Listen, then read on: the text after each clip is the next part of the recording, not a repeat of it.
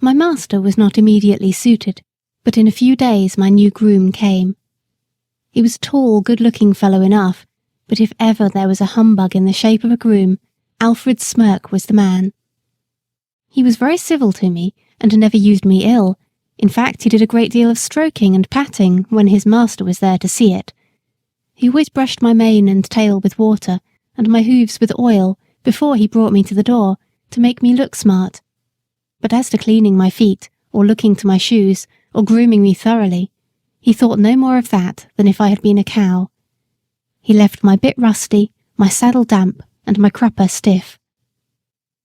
Alfred Smirk considered himself very handsome. He spent a great deal of time about his hair, whiskers, and necktie, before a little looking-glass in the harness room.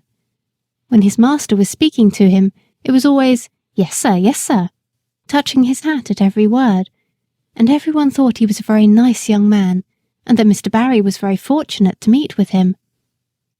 I should say he was the laziest, most conceited fellow I ever came near. Of course, it was a great thing not to be ill-used, but then a horse wants more than that. I had a loose box, and might have been very comfortable, if he had not been too indolent to clean it out.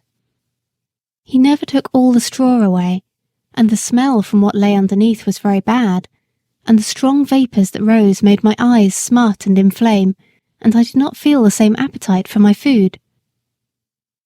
One day his master came in and said, "Alfred, the stable smells rather strong. Should not you give that stall a good scrub and throw down plenty of water?" "Well, sir," he said, touching his cap, "I'll do so if you please, sir, but it is rather dangerous, sir, throwing down water in a horse's box. They are very apt to take cold, sir. I should not like to do him an injury, but I'll do it if you please, sir."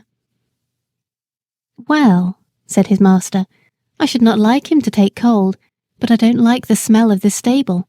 Do you think the drains are all right?" "Well, sir, now you mention it, I think the drain does sometimes send back a smell. There may be something wrong, sir." "Then send for the bricklayer and have it seen to," said his master. "Yes, sir, I will." The bricklayer came and pulled up a great many bricks, but found nothing amiss, so he put down some lime and charged the master 5 shillings, and the smell in my box was as bad as ever. But that was not all. Standing as I did on a quantity of moist straw, my feet grew unhealthy and tender, and a master used to say, "I don't know what is the matter with this horse. He goes very fumble-footed. I am sometimes afraid he will stumble." "Yes, sir," said Alfred. "I have noticed the same myself when I have exercised him." Now, the fact was that he hardly ever did exercise me, and when the master was busy, I often stood for days together without stretching my legs at all, and yet being fed just as high as if I were at hard work. This often disordered my health, and made me sometimes heavy and dull, but more often restless and feverish.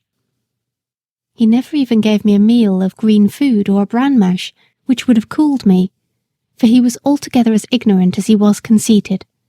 And then, instead of exercise or change of food, I had to take horse balls and draughts, which, besides the nuisance of having them poured down my throat, used to make me feel ill and uncomfortable.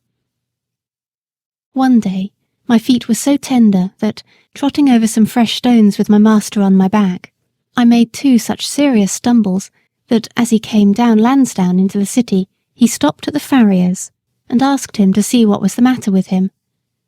The man took up my feet one by one and examined them. Then, standing up and dusting his hands one against the other, he said, "Your horse has got the thrush, and badly too. His feet are very tender. It is fortunate that he has not been down. I wonder your groom has not seen to it before. This is the sort of thing we find in fowl stables, where the litter is never properly cleaned out. If you will send him here tomorrow, I will attend to the hoof, and I will direct your man how to apply the liniment which I will give him." The next day I had my feet thoroughly cleaned, and stuffed with tow soaked in some strong lotion, and an unpleasant business it was. The farrier ordered all the litter to be taken out of my box day by day, and the floor kept very clean. Then I was to have bran mashes, a little green food, and not so much corn, till my feet were well again. With this treatment I soon regained my spirits, But Mr. Barry was so much disgusted at being twice deceived by his grooms that he determined to give up keeping a horse and to hire when he wanted one. I was therefore kept till my feet were quite sound, and was then sold again.